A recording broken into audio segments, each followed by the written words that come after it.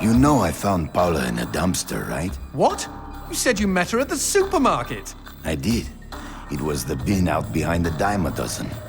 And you just picked her up out of the rubbish and brought her home? Why no? Sometimes I think I hardly know you.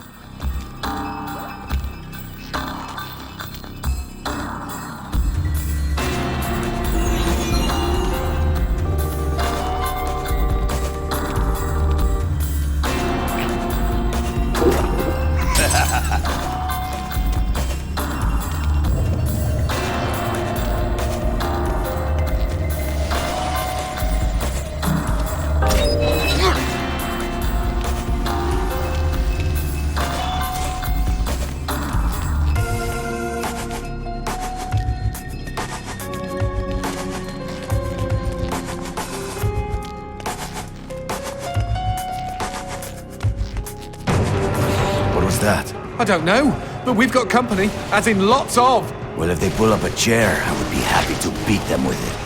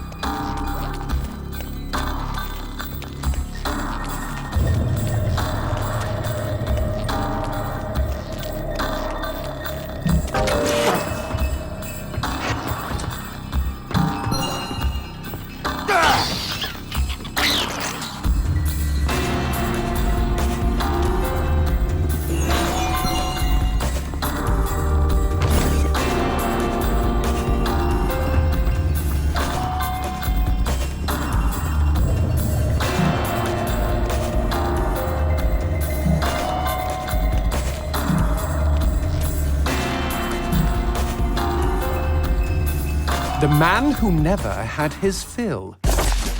It was a cold and snowy eve. Certainly no night for a man without a home to be walking these grey and endless streets. Inside the pizza parlour, George Reed spun a lively tune on his harmonica. The local children giggled and pointed excitedly at the harmonica man as their parents glowed with approval.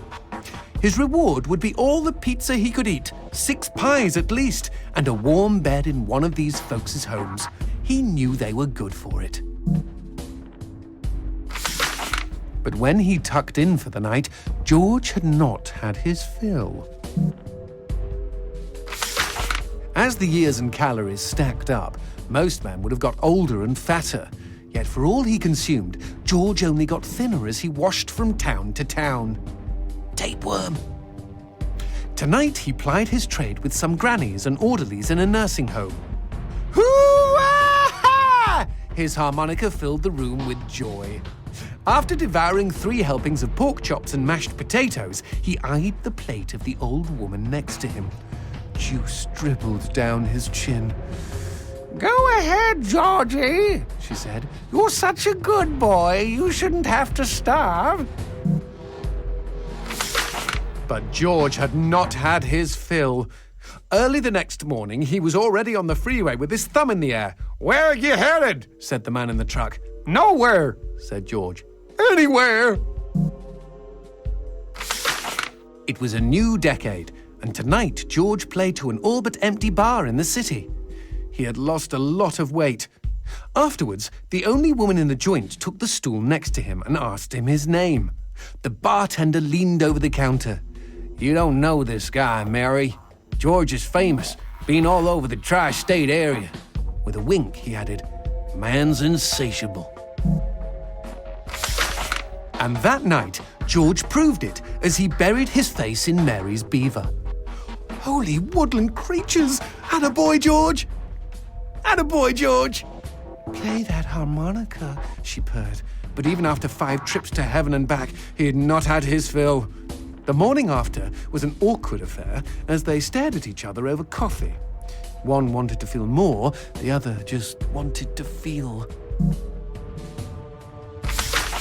In his final days, George was all skin and bones. I can relate, except for the skin part. His last meal had been a mistake. It was on a sidewalk one night in a small suburban town that he came across the boy. Hungrily, and with an agonized grimace, he opened his mouth to beg for help.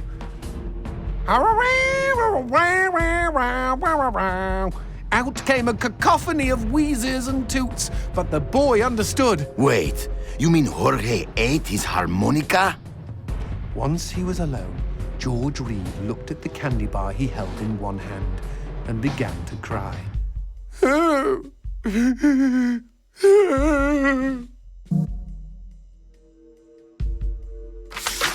They found George's half-eaten body in a market next town over. In one hand he held a knife, in the other a fork. Chunks of flesh had been torn from his chest and his arms. Blood framed an eerie smile. The wind that morning blew fierce, and as it whistled through the hole he'd carved out of his own neck, the harmonica man played his last song in this world. There were Gawkers, and many knew him. They shared stories of how he'd filled them with hope, filled them with life. They, at least, had had their fill. Especially Mary. The end.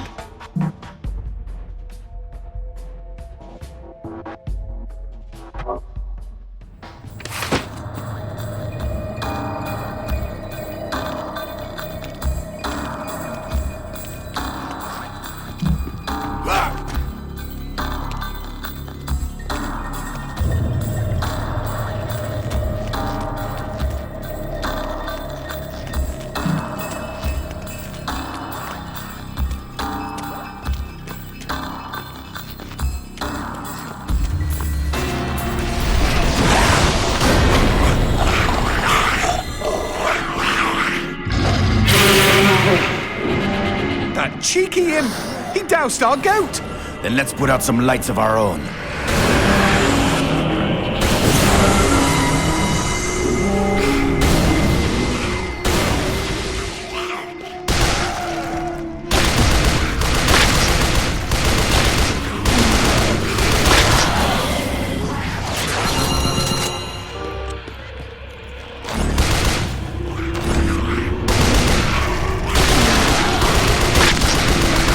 Would you kindly bust a cap in those mother fudges before they douse the lights?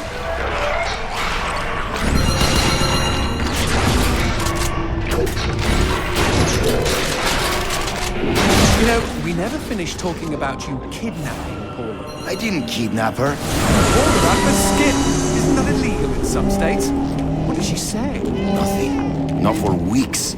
I was afraid to even touch her, you know. Like she didn't belong to me. To anyone. But something changed. There was a phone call.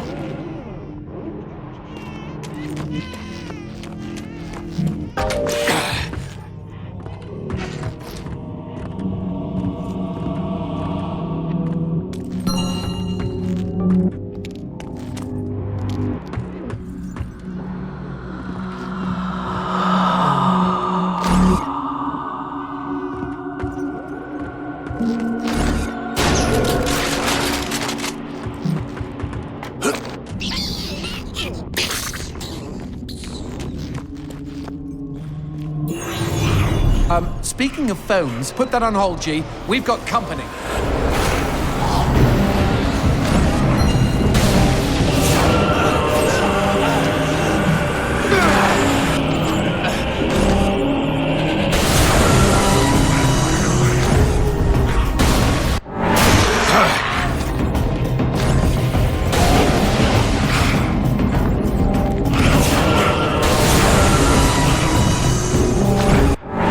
Feels good!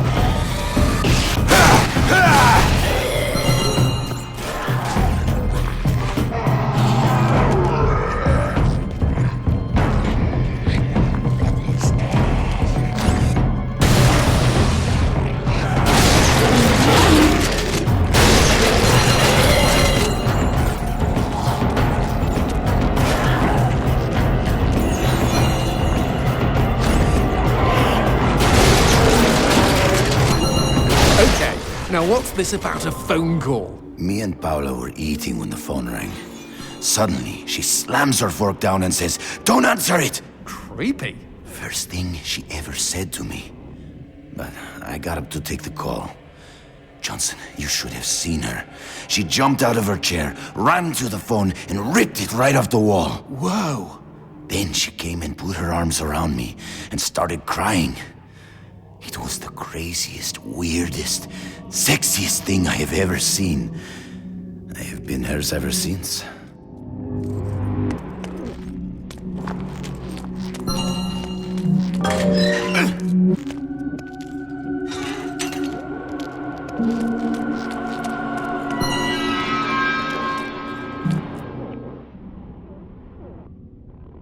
What? Demons don't like teeth? The gun laws here are very strict. Haven't you wondered why they don't shoot back? You and I are violating almost every rule in the book. Heck, I'm practically made of teeth.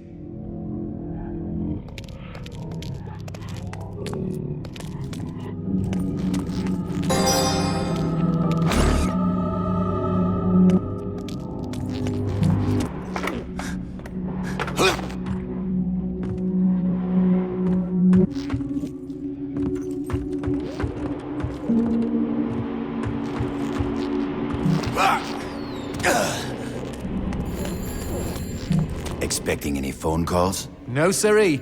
Maybe it's from Paula. Or at least someone with answers.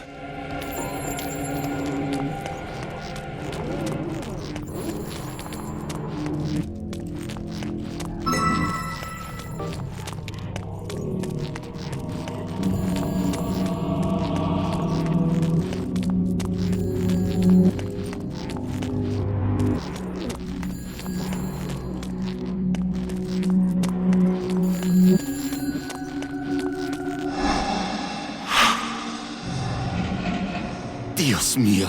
Paula, is that you? When will this fucking torture end? Ah!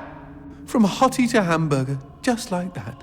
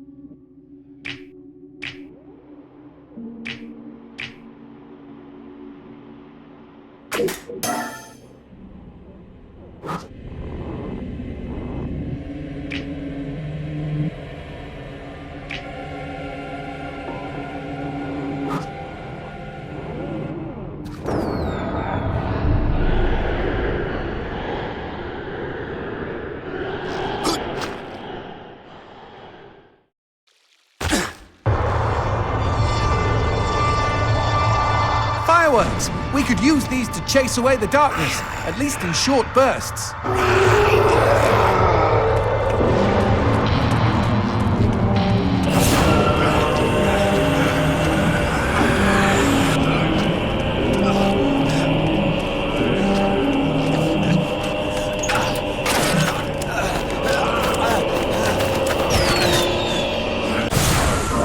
Just look at them.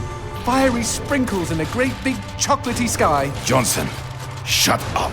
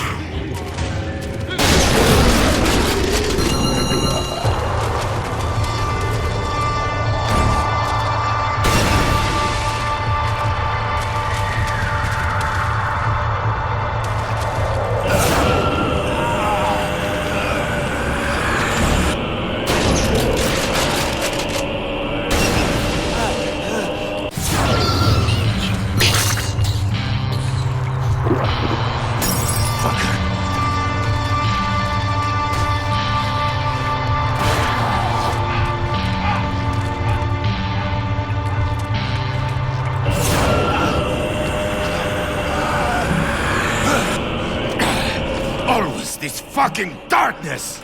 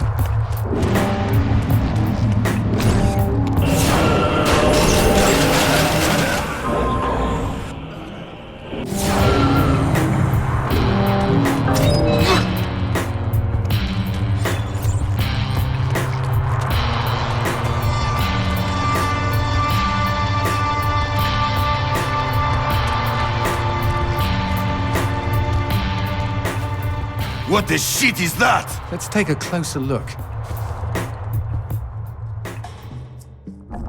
Well, howdy-ho! Name's Christopher. Now, don't y'all be afraid, I ain't gonna bite. Trust me. You see, I'm what you call a mixture of beast and human.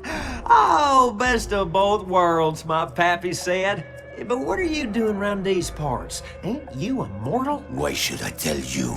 All I see is demon. Well, shucks. You gotta look underneath the leathery exterior. Deep down, I am a sensitive and understanding listener. Some asswipe named Fleming stole my girl and took her to his castle. I am here to take her back. Meaning you are on a quest to kick the Prince of Evil's ass? Holy shit! Oh, I want in on some of this action. How can I help, huh? How can I? Well, I hope that you're offering more than just enthusiasm. I tell you what, I get pretty hungry, and I just love them white gems. You get enough of those and we can trade. With the right incentive, I might even be able to introduce you to some real product. Know what I mean? Magnifico. Okay, then chuck them sparklies right down the hatch. Go on, feed me! Ah!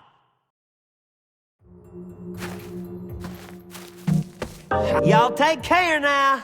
Y'all find any gems, you haul them on back to your old pal Christopher.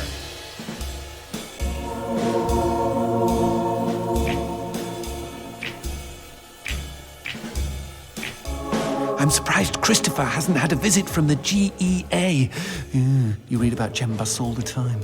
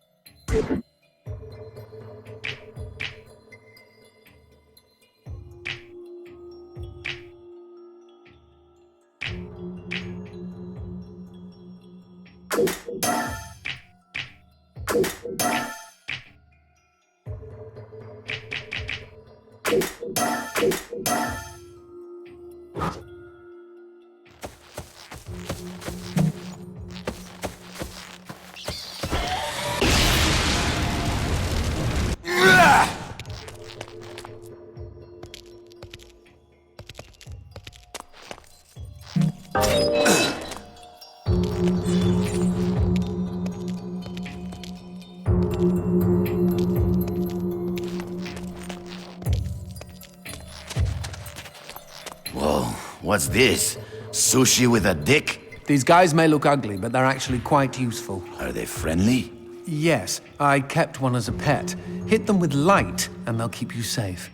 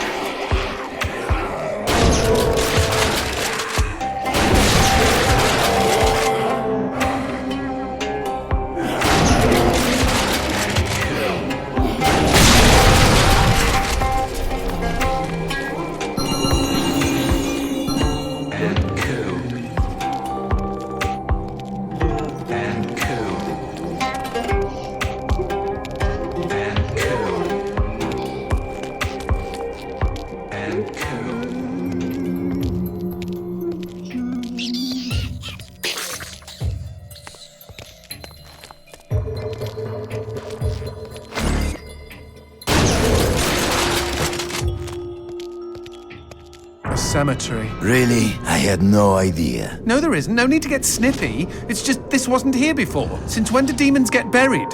Since I came to town.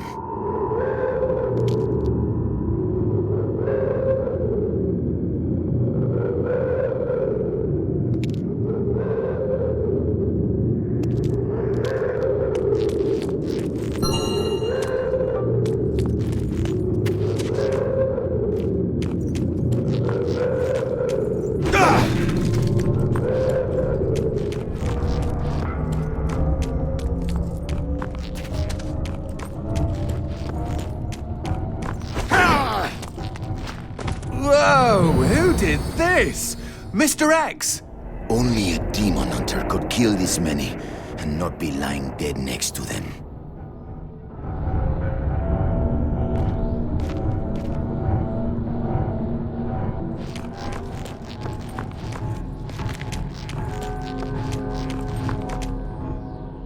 Paula and I promised we would be buried together.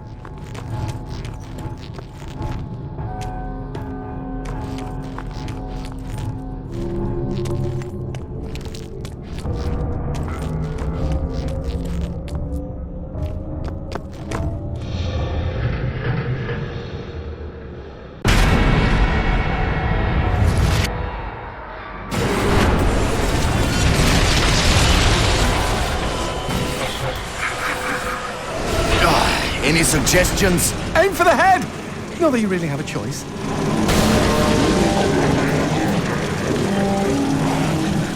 Shoot the red spots!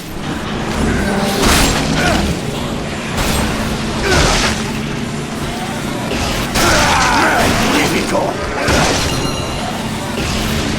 Magnifico!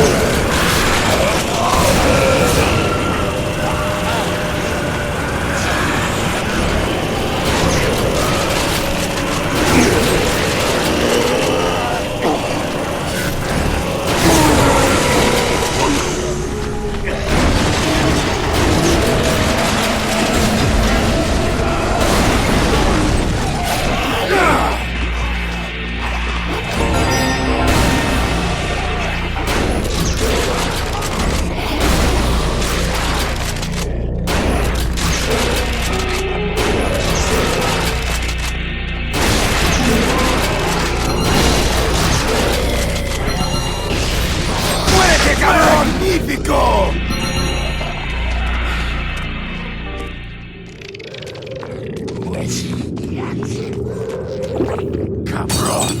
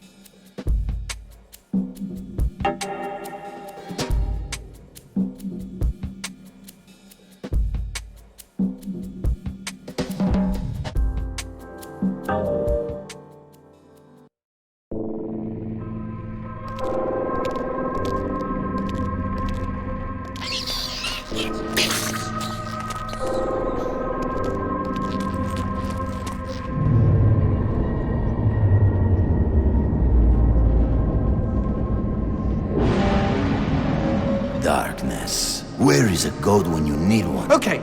Crazy idea, G. What if we use that chandelier?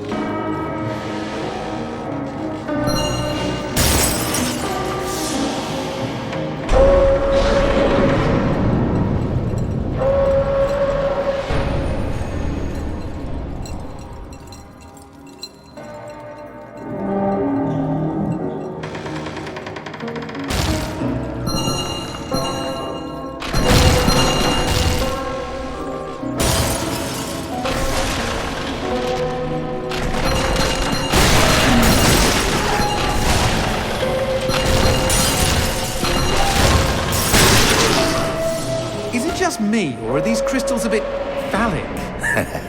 You're one to talk.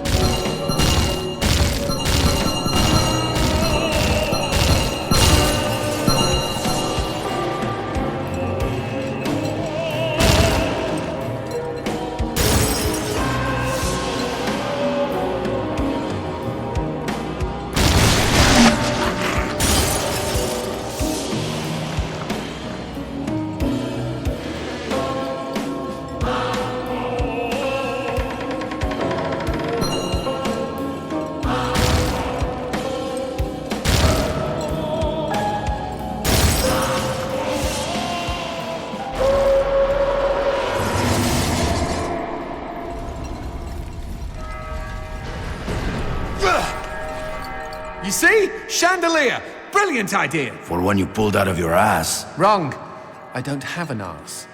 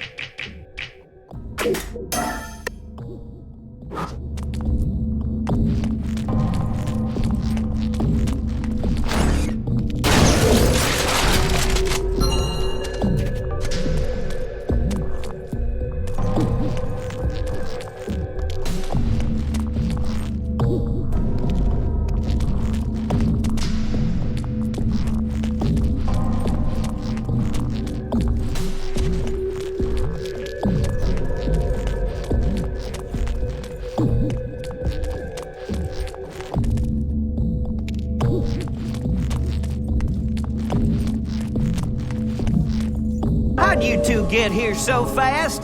Y'all rode the chandelier, didn't you?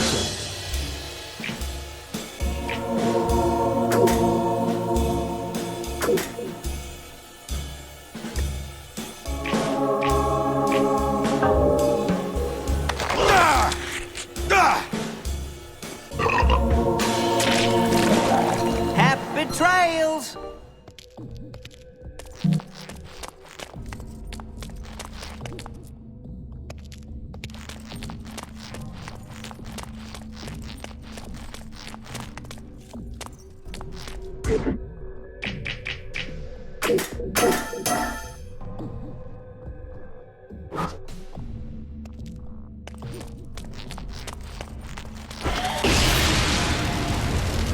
Magnifico!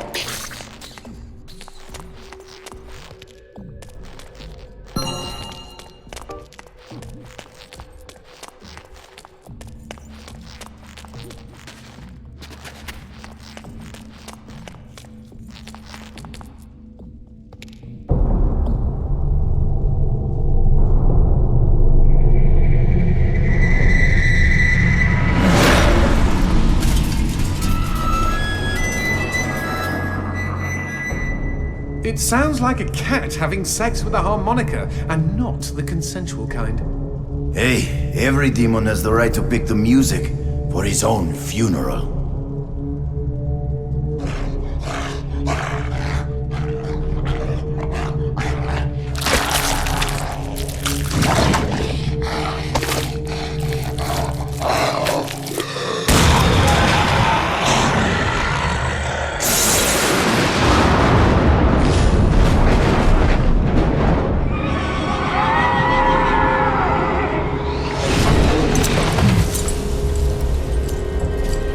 Okay, the excrement is really hitting the proverbial fan here, G. I'm what you might call concerned. Me too. Concerned this kill is gonna be over too quickly.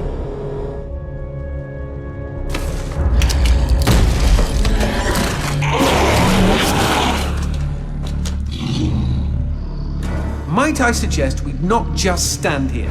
Before you die, demon scum, I will carve my name into your flesh. That name is Garsii Хотспура, hunter of demons and slayer of cabrons like you!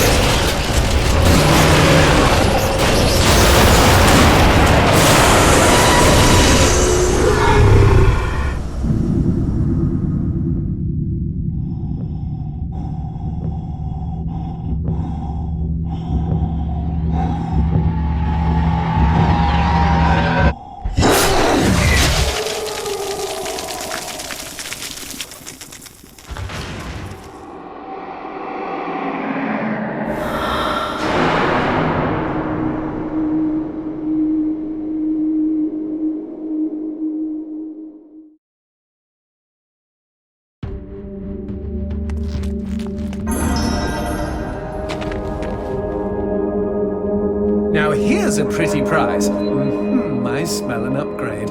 Plug it in, G.